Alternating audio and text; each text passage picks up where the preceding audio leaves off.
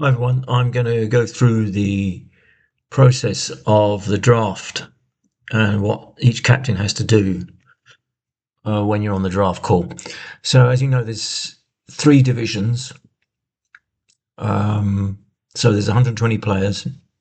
So that'll be 30 teams of four, and they're divided into three divisions. So at the top we have a championship division, and then we have a challenger division, and then we have a rising stars division.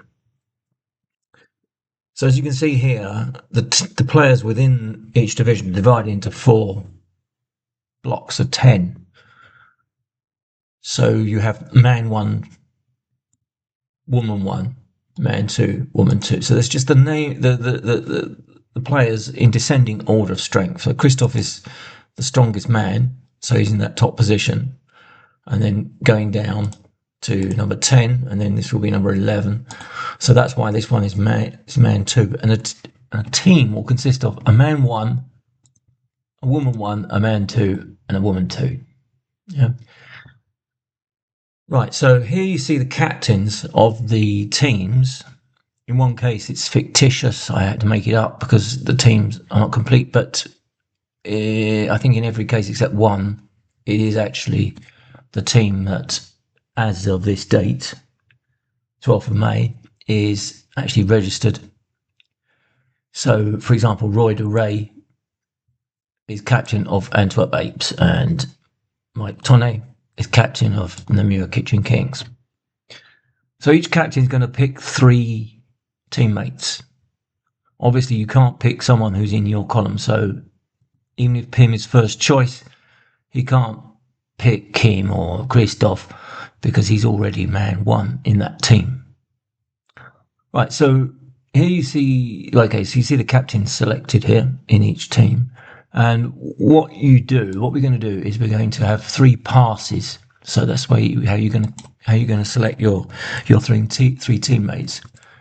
Now the first two passes, or the first pass will be random.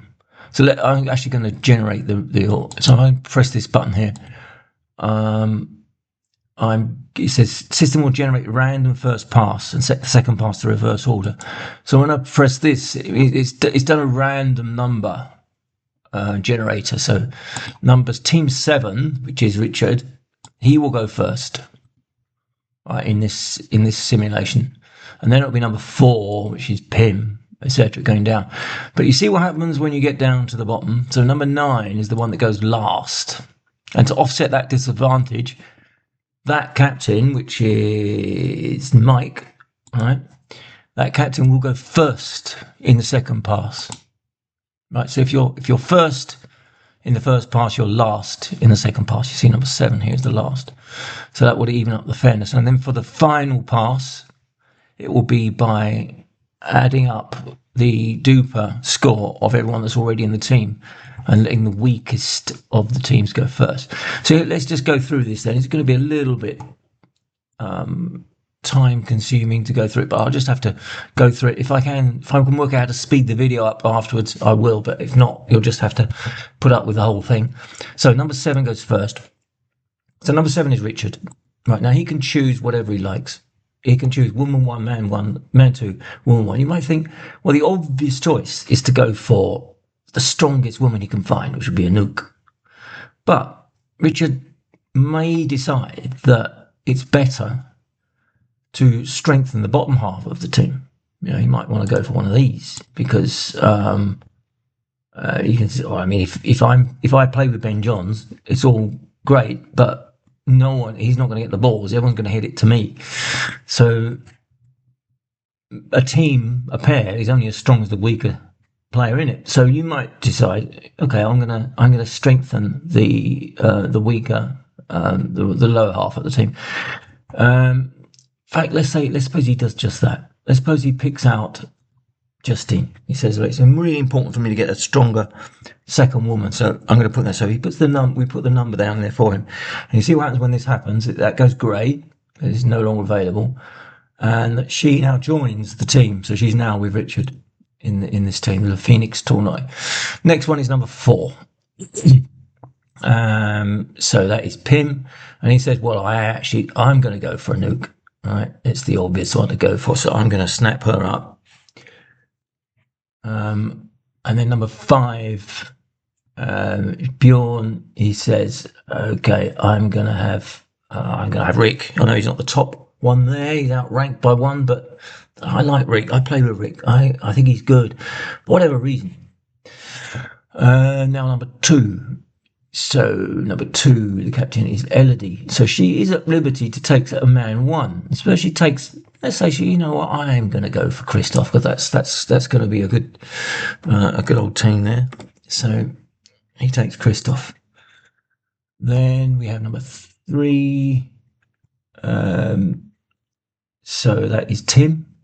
Tim Snellings goes for, well, Tim is already his man 2, so he can go. He picks Tim. He picks Kim. Is his club mate? So he's going to take him. And then we've got number 1, which is who's number 1?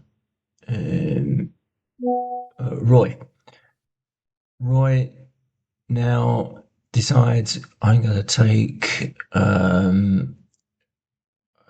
Mika, etc. And we go on like this. And number 10, 9, as we said, is going to go again, because they were last, so they're going to go first. So we got Anne.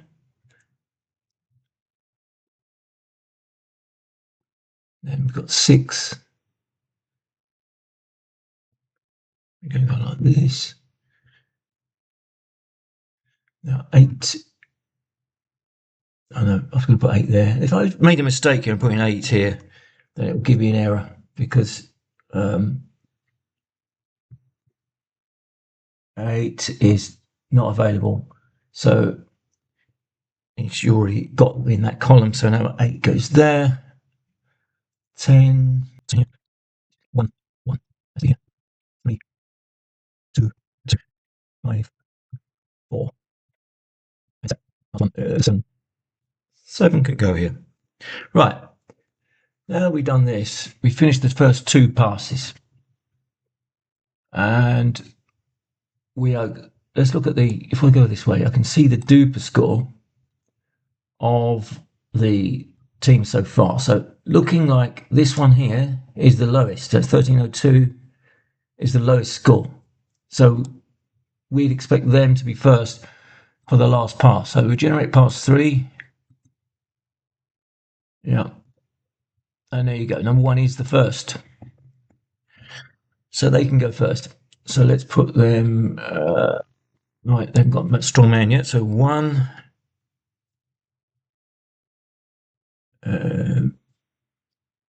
And you only have 1 column you can choose from now this time. 8 has to choose Michelle. She's out. 8, 4, 16, and 6. 9, we'll go 4. 3, 6, 6 wood. 5, 7, 10, 9, 9, 4.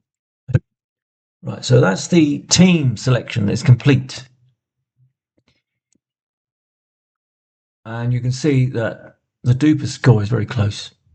Right, all 17, high 17s. Right, so the process has guaranteed a very level playing field in terms of team strength. The captains then choose which orientation they want to play with. So Roy says to himself, okay, am I going to play with Mika or am I going to play with Eveline? And by default, the man 1 and man woman 1 will play with each other, and the other 2 will play with each other. But that's what we mean by M1, W1. It means man 1 plays with W1. But he may say, you know what, I'm going to play with Eveline. I'm going to even the team out. So each mixed doubles pairing is strong, is even. So that's when you see the colour changes now. So that implies that Simon is going to be playing with Mika and that Eveline will play with Roy. Elodie says, No, I'm playing with Christoph. Tim says, yeah, let's leave it as it is. Kim can play with Astrid, etc. Going down. Let's say Pim wants to even it out. He says, you know what, let's do the other one. Let's mix it up. I suppose this one does the same. And the last one. Right. So that would be the team selection. Right, that's the complete draft process now, and then we input that into the process. That is your team selection. And then we do the same for the Challenger Division and for the Rising Stars. Let's have a look at the actual order of play and how we're going to play the event. So we come over here, we can see, ignore these team names and the people that are in them because this is from a different process. It isn't the ones we've just done just now. But what we'll do is we'll just get rid of these scores here and we'll see what happens. Okay, so you've got each confrontation, each matchup, we'll call it, consists of 4 games. There's a women's game, a man's game, and then 2 mixed doubles games. We'll call it Y and X. So they're both Y and X are both mixed. And let's put in some scores. So they played to 15, rally scoring to 15. Okay, this is what makes this different. I suppose this was 15-11. This was 15-12. And then there's a rally. Let's suppose 11-15. And now let's say that they level it. In fact, 9-15. And look what happens on the next row. This comes active, okay, which means that there's a D, which means Dreambreaker. We're going to play a Dreambreaker now because this is 2-2. It doesn't matter that the points favour one team or the other. I mean, one team looks like Ardennes won it really on points because they've got more of a gap. But it doesn't matter. It's still 2-2. The score is 2-2. So we're going to have to play a Dreambreaker, which in the Championship Division is a singles game where you rotate through the players. Let's not dwell on that at the moment, but that's what we're going to do. And I suppose they win it then, 15-12. Right. So that's the first result. And then if you see this one here, no Dreambreakers played here because this side, the first side, no, they won 3-1. If it's 3-1, it's over. If it's 4-0, it's over. If it's 2-2, it's a Dreambreaker, regardless of the points, etc. So you're going down here. This one, they did have to play Dreambreaker again because it was 2-2. And here, but not here. Now, if you go down to the... Oh, yeah, now you see the league table after one game. And this means match is 1. So if you won it, you get, it's worth 3 points.